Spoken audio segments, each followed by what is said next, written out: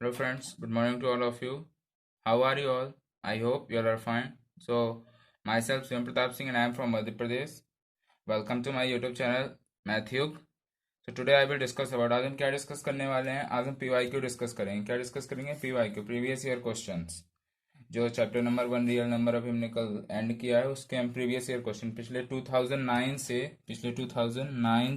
2020 तक जो भी क्वेश्चन इस चैप्टर से पूछे गए हैं वो हम डिस्कस करेंगे पार्ट बाय पार्ट। आज पहला पार्ट है इस वीडियो का PYQ का, कल दूसरा होगा, फिर तीसरा होगा। जितने पार्ट बनेंगे उतने करेंगे। आज हम जितने भी इस रियल नंबर चैप्टर से 1 मार्कर क्वेश्चन थे वो डिस्कस करेंगे। आज पूरे 1 मार्कर डिस्कस कर देंगे। ओके, ये चैप्टर का वेटेज ज़्यादा नहीं रहता है। पेपर में 3 से 4 नंबर का इस चैप्टर से क्वेश्चन पूछे जाते हैं।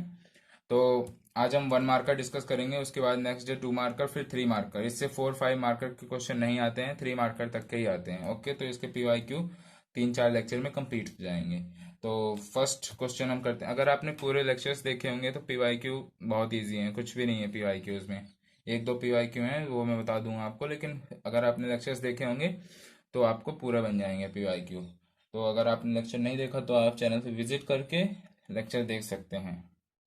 ओके, सो पहला क्वेश्चन क्या है?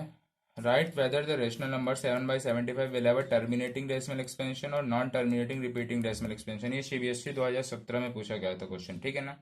इसमें क्या बोल रहा है? जो ये रेशनल नंबर दिया हुआ है हमको 7/75, ये हमारा क्या है? टर्मिनेटिंग डेसिमल एक्सपेंशन है कि नॉन टर्मिनेटिंग डेसिमल एक्सपेंशन। इस टर्मिनेटिंग और नॉन टर्मिनेटिंग ये तो हमने ये स्टडी ही किया था, तो इसको तो आपको आता होगा, अगर आपने स्टडी की वीडियो देखी होगी। तो इसमें क्या था देखिए, इसमें हमको बताना है, इस रेशनल नंबर को एक्सप्रेस करना है, फिर हमको बताना है कि टर्मिनेटिंग है कि नॉन टर्मिनेटिंग। सबसे पहले क्या करेंगे, 7/75 को राइट करेंगे। राइट करने के बाद जो 75 है नीचे वाला पार्ट, इसको हम क्या करते थे, तरीका क्या था, मतलब जो डेनोमिनेटर होता है ये हमारा PYQ के फॉर्म में है। जो Q है, जो डेनोमिनेटर होता है, अगर हमारा वो 2 और 5 के फैक्टर के फॉर्म में आ जाए, पावर कुछ भी हो 2 और 5 की, ये मायने नहीं रखता, अगर वो 2 और 5 के फैक्टर के फॉर्म में आ जाता है तो वो हमारा टर्मिनेटिंग डेसिमल एक्सपेंशन होता है। और 2 और 5 के फैक्टर में फॉर्म में नहीं आता है, मतलब कि 2 और 5 भी है और साथ में 3 का भी फैक्टर है, 7 का भी फैक्टर है, ये सारे फैक्टर्स जो रहते हैं, तो वो हमारा क्यू जो हमारा 2^n × 5^m के फॉर्म में नहीं होता है। जब इस फॉर्म में नहीं होगा तो हमारा क्या, कौन सा डेसिमल एक्सपेंशन हो जाएगा? Non terminating repeating decimal expansion हो जाएगा, ठीक है ना। तो इसको सॉल्व करने के लिए सबसे पहले जो क्यू है इसका प्राइम फैक्टर करेंगे 75 का। तो कितना आएगा? ये 2 से तो कटेगा नहीं, 3 से 25 बार में जाएगा, 5 से 1 बार में, 5 से ये हो जाएगा। ओके, मतलब कि 7। अब इसको किस तरीके से लिख सकते हैं हम? 7/75 को किस तरीके से लिख सकते हैं बताइए? 7/75, इस उसके बाद फिर इसको दिस इम्प्लाइज 7/75 को हम किस तरीके से 2 × 5 का स्क्वायर लिख सकते हैं, है ना। सॉरी, 3 × 5 स्क्वायर, 3 × 2 5 है तो 5 का स्क्वायर लिख दिया। जो यहाँ पे अब PYQ के फॉर्मेट में है, ठीक है ना। जो Q है यहाँ पे आपको साफ साफ दिख रहा होगा 2^n × 5^m के फॉर्मेट में नहीं है, क्योंकि यहाँ पे 2 का फैक्टर नहीं है। मान लेते हैं हम 2 का फैक्टर ऐड भी कर देते हैं 1 से मल्टीप्लाई करके, लेकिन ये जो 3 है एक्स्ट्रा फैक्टर, ये हमारा 7 से कट नहीं रहा है। अगर कट जाता तो हमारा ये इसको के फॉर्म में होता, अगर इसके फॉर्म में होता तो टर्मिनेटिंग होता, लेकिन यहाँ पे 3 एक्स्ट्रा फैक्टर है। यहाँ पे 3 एक्स्ट्रा फैक्टर 2 और 5 के अलावा, तो हमारा यहाँ पे इसके बराबर नहीं होगा, डिनोमिनेटर जो हमारा इसके फॉर्म में नहीं होगा। तो मतलब ये कौन सा हो जाएगा? Non terminating repeating decimal expansion हो जाएगा। यहाँ पे आपको लिखना पड़ेगा, एक लाइन लिखनी पड़ेगी, हेयर डेनोमिनेटर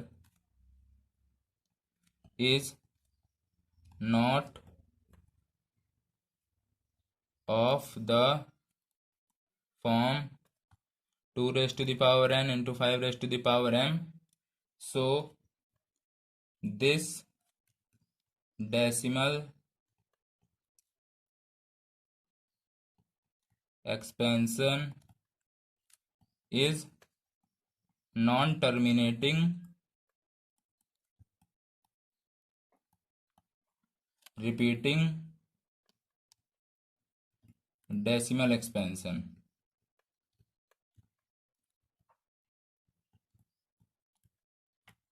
ओके, ये मैं करवा चुका हूँ पिछले वीडियोस में। जस्ट इसके जस्ट पहले वाला वीडियोस जो लेक्चर नंबर 9 है, उसी में ये सब डिस्कस हुआ था, टर्मिनेटिंग नॉन टर्मिनेटिंग कैसे होता है। तो आप उसको जाके देख सकते हैं। बाकी मैंने यहाँ समझा दिया आपको। सबसे पहले प्राइम फैक्टराइजेशन करिए, उसके बाद फैक्टर लिखिए। फैक्टर अगर 2 और 5 के फॉर्म में है तो हमारा वो जो डेनोमिनेटर है 2 और 5 के फैक्टर के फॉर्म में आता है, तो हमारा कौन सा डेसिमल एक्सपेंशन हो जाता है, टर्मिनेटिंग। यहाँ पे 2 और 5 के फॉर्म में तो है, लेकिन यहाँ पे 3 भी है। 3 कोई भी एक्स्ट्रा फैक्टर है, 3 5 3 7 कुछ भी है, 11, अगर वो फैक्टर ऊपर वाले न्यूमरेटर से कट जा रहा है एग्जैक्टली तो वो हमारा फिर टर्मिनेटिंग ही होगा। लेकिन अगर वो 3 तो 7 से कैसे भी नहीं कट सकता, पॉइंट में तो लाना नहीं है हमको, पॉइंट में भी एग्जैक्टली नहीं कट पाएगा। ओके, वो ऐसे पॉइंट में लाते नहीं है। तो सेकंड वाला आप देखते हैं, has the rational number 441 upon 22 into 52 55 into 72। इसमें भी वही चीज बतानी है, टर्मिनेटिंग होगा कि non terminating repeating decimal expansion होगा। सीबीएसई 2010 का सवाल है। ओके, तो इसको हम करते हैं, इसको आप नोट डाउन कर लीजिए वीडियो को पॉज करके। उसके बाद नेक्स्ट क्वेश्चन पे चलते हैं।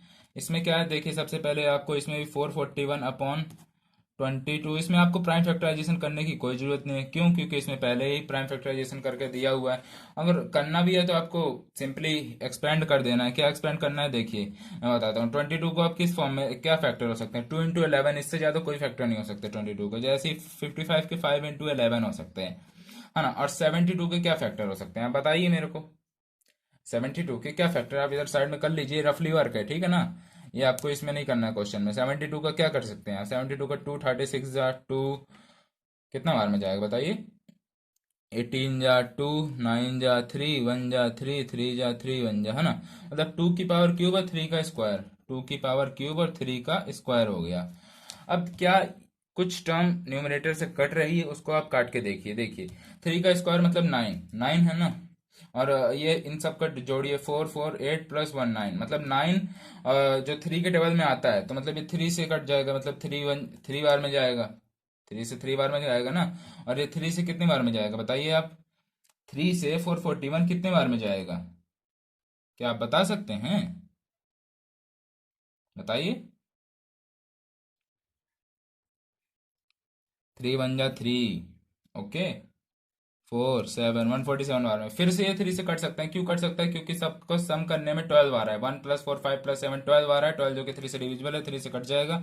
तो ये कितने बार में कटेगा, ये 49 बार में कटेगा। अब जो है 49, अब 2 से तो कट नहीं सकता, 5 से कट नहीं सकता, 11 से कट नहीं सकता, और फिर किसी से भी नहीं कट सकता। मतलब कि ये भी हमारा 2 और 5 के फैक्टर के फॉर्म में है। लेकिन जो डेनोमिनेटर में 11 एक एक्स्ट्रा फैक्टर है, एक्स्ट्रा फैक्टर मतलब कि यहाँ पे जो डेनोमिनेटर है क्यू जो है, यहाँ पे सेम आपको लिखना पड़ेगा। ये देखिए जहाँ पे क्यू है, ये सेम लाइन आपको लिखनी पड़ेगी, Q not equal to 2 raise to the power n 5 raise to the power m। उसके बाद आपको यही पूरी लाइन लिखनी पड़ेगी, here denominator is not of the form 2 raise to the power n to 5 raise to the power m, so this decimal expansion is non terminating NTRDE। मैंने short form में कल बताया था, इसको लिखता हूं मैं NTRDE, मतलब non terminating repeating decimal expansion. आपको पेपर में पूरा फुल फॉर्म में ही लिखना है। ओके, अब क्वेश्चन नंबर 3 पे चलते हैं, आप इसको नोट डाउन कर लीजिए। देखिए question number 3, has the rational number, same वही है, नॉन टर्म, मतलब देखिए इस टाइप के क्वेश्चन तीन पूछे गए हैं अभी तक में, केवल 3 क्वेश्चन पूछे गए हैं, और कितने इजी है, मतलब कि वही एक ही तरीके का टर्मिनेटिंग और नॉन टर्मिनेटिंग बताना। जो थर्ड फॉर्म था हमारा non terminating non repeating decimal expansion, वो हमारा पूछा ही नहीं जाता है, ठीक है ना। वो बस आपको जानकारी के लिए पता होना चाहिए कि एक इरेशनल नंबर का जो फॉर्मेट होता है वो भी होता है, मतलब जहां पे ना तो टर्मिनेट होता है ना रिपीट होता है। बाकी उसको पेपर में पूछा नहीं जाता है, पूछा भी जाएगा तो आपसे बन जाएगा। ओके, अब देखते हैं इस पे 51/1500 पे 51/1500। ओके, 51/1500 को क्या करेंगे, 1500 को सबसे पहले वो करेंगे, प्राइम फैक्टराइज करेंगे। 2 इंटू 750 बार में जाएगा, शायद 750 बार में ही जाए, 750 बार में ही जाएगा। उसके बाद 2 इंटू ये कितनी बार में जाएगा बताइए, 375 बार में जाएगा। उसके बाद फिर ये 2 से तो जाएगा नहीं, 3 से जा सकता है क्या, 7 5 12 3 15 15 3 के टेबल में आता है, तो 3 से कट जाएगा, 3 1 3 1 2 5। उसके बाद 5 2 7 8 8 तो हमारा 3 के टेबल में आता नहीं, 4 से 5 से चला जाएगा, ये 25 बार में, फिर से 5 से चला जाएगा, ये 5 बार में, 5 5 जा। ओके, तो इसका प्राइम फैक्टराइजेशन क्या आ जाएगा, 51/1500 को कितने कितने 2 है, 1 2 3, सॉरी 1 2, दो 2 है तो 2 का स्क्वायर, कितने 3 है हमारे, एक 3 है, 5 कितने हमारे, 5 3 है हमारे, मतलब 5 का क्यूब। अब क्या है, हमारा जो एक्स्ट्रा फैक्टर है 3, वो हमारा 51 को काट रहा है, ऑब्वियसली कट रहा है, क्यों कट रहा है, 5 प्लस 1 6 हो रहा है, तो 3 से कट जाएगा, 17 3 51 होता है। अब इधर देखिए, इधर क्या बचा, 17 अपॉन जो नीचे वाला फैक्टर एक्स्ट्रा था वो हमारे ऊपर वाले को काट दिया, तो नीचे क्या बचा, केवल 2 और 5 का जो डेनोमिनेटर है, पी और क्यू जो है, वहां पे जो डेनोमिनेटर है वो हमारा किसके फॉर्मेट बचा, 2 raise to the power n into 5 raise to the power m। तो यहाँ पे लिखना पड़ेगा आपको, here denominator is of the form q is equal to 10 raised to power m into 5 raised to power m, where n and m are whole number, जहां पे n and m क्या है, whole नंबर है. सो this decimal expansion is, तो ये हमारा कौन सा हो जाएगा, ये हमारा टर्मिनेटिंग हो जाएगा, terminating. Okay, terminating decimal expansion आपको समझ में आया होगा, क्योंकि ये हमारा जो डेनोमिनेटर है वो हमारा इस फॉर्म में है. अगर डेनोमिनेटर इस फॉर्म में नहीं होता तो हमारा नॉन टर्मिनेटिंग रिपीटिंग, जैसे कि हमारा पहला दूसरा पार्ट था. ठीक है ना, अब इसको नोट डाउन कर लीजिए. देखिए फ्रेंड्स, अब 1 मार्कर है तो जल्दी जल्दी करना पड़ेगा, और छोटे क्वेश्चन भी है, ज़्यादा टाइम टेकन नहीं लेना है आपको पेपर में, ज़्यादा से ज़्यादा 1 से 2 मिनट देना है इनमें, है ना. बट ध्यान से करना, क्योंकि बहुत इजी क्वेश्चन इसे हुए. देखिए अब क्या है next question, question number 4. What is the HCF of the smallest prime number and the smallest composite number. CBSE 2018, जब मैंने पेपर दिया था तब ये क्वेश्चन आया था. ओके, तो इसमें क्या बोल रहा है, सबसे एचसीएफ निकालना है, smallest prime number, smallest composite number. सबसे पहले आपको लिखना है स्मॉलेस्ट प्राइम नंबर कौन सा होता है. स्मॉलेस्ट प्राइम नंबर कौन सा होता है, देखिए 1 कुछ भी नहीं होता ना, तो 1 एक कंपोजिट नंबर है ना एक प्राइम नंबर. तो स्मॉलेस्ट प्राइम नंबर क्या हो जाएगा, 2.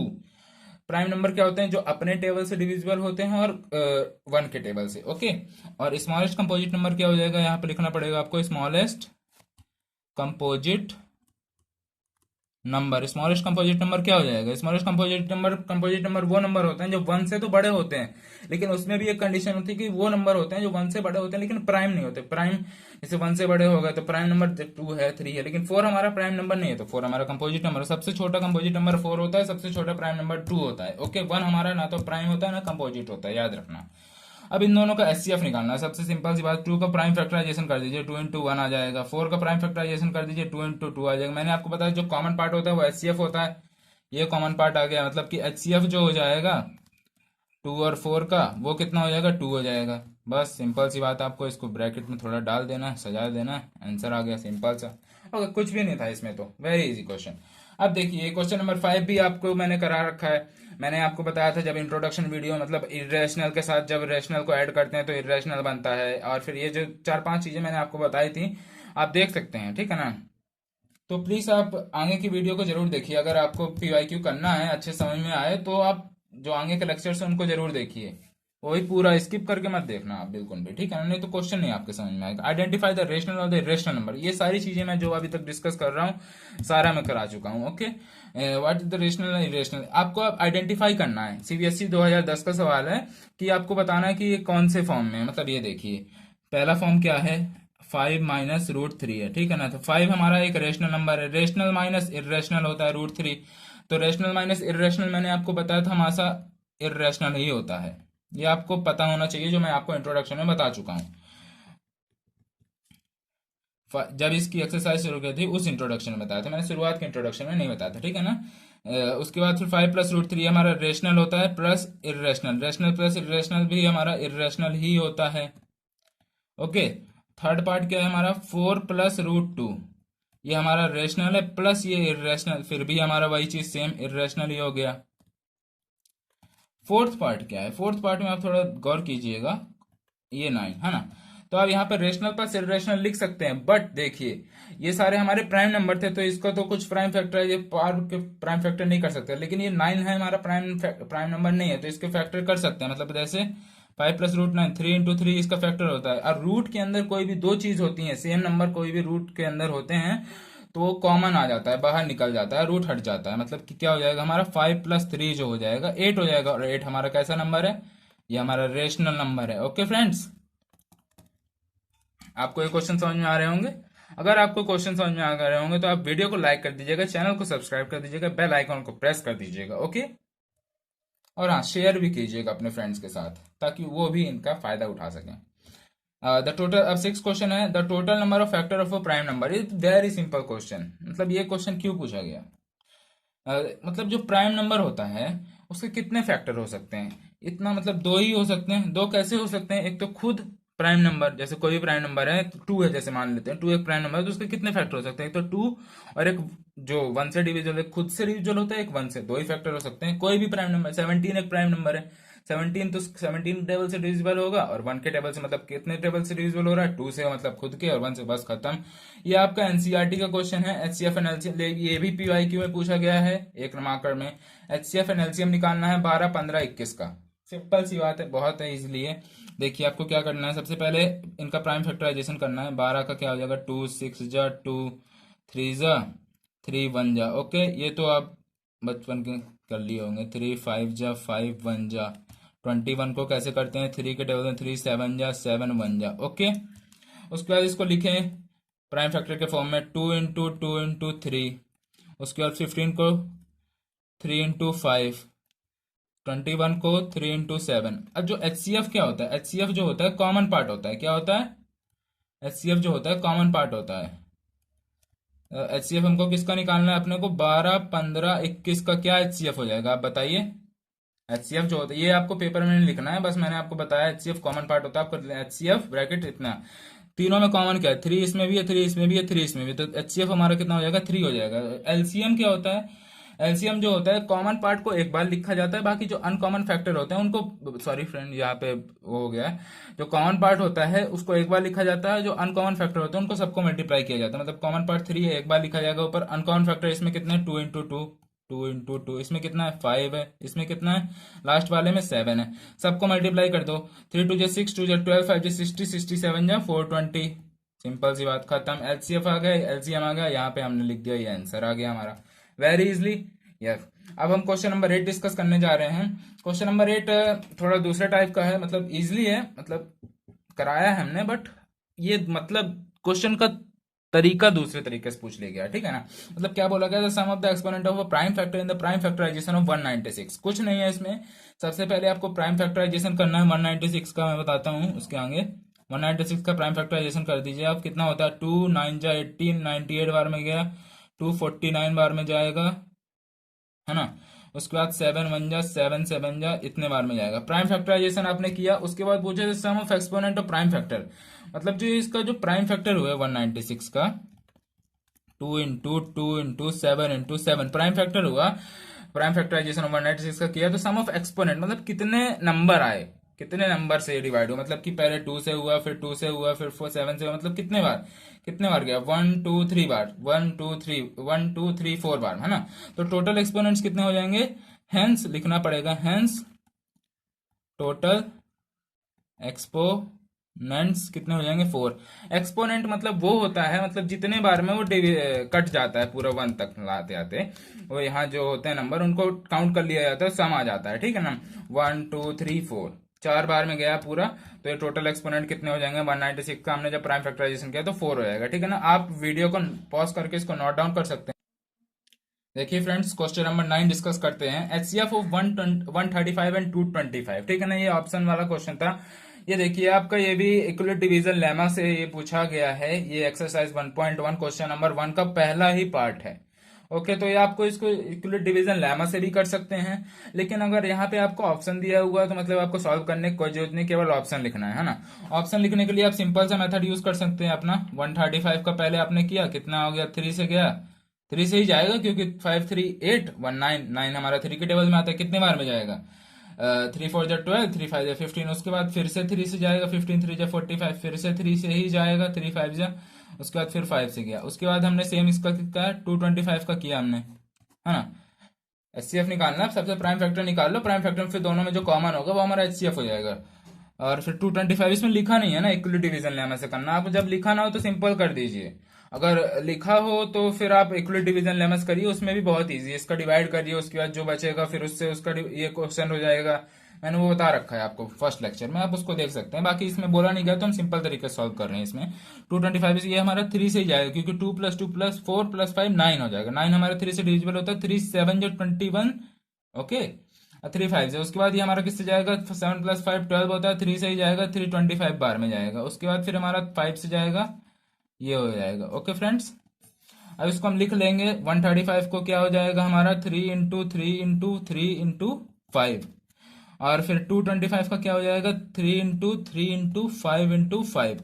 तो HCF जो हो जाएगा फ्रेंड, HCF जो हो जाएगा 135 एंड 225 का वो क्या हो जाएगा बताइए, कॉमन पार्ट क्या है, एक तो ये 3 कॉमन आ गए, एक तो ये 3 कॉमन आ गए, एक ये 5 आ गया, मतलब ये हमारा अनकॉमन है, उसको नहीं लिखना अपने को, बस कॉमन को एक बार लिख लेना है, 3 into 3 into 5। ओके, तो कितना आ जाएगा, 3 3 9 3 45। अगर आप इक्वलेट डिवीजन लेमा से भी करेंगे तो 45 ही आएगा, ठीक है ना, आप कर लीजिएगा, मैंने करवा रखा है, आप देख भी सकते हैं। अब क्वेश्चन नंबर 10 डिस्कस करते हैं।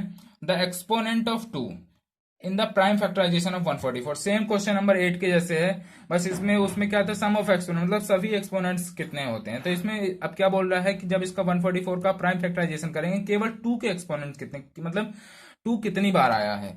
तो सबसे पहले आप 144 का प्राइम फैक्टराइजेशन करिए, 2 से कितनी बार में, 72 बार में जाएगा, है ना, देख सकते हैं, 2 7 14, 2 2 4, 2 से 36 बार में जाएगा, 2 3 6, है ना, उसके बाद 2 से 18 बार में जाएगा, 2 से फिर 9 बार में जाएगा, फिर 3 1 3 3 1। ओके, मतलब जब 144 का हमने किया, सॉरी 144 का हमने प्राइम फैक्टराइजेशन किया तो कितने आया, 2 into 2 into 2 into कितने 2 हैं, 4 2 हैं, इंटू का 3 into 3, मतलब कि जो एक्सपोनेंट है of 2 in the prime factorisation of 144 है, कितने एक्सपोनेंट है 2 के कितनी बार आया, 1 2 3 4 बार आया। तो hence the exponent of 2 in the prime factorisation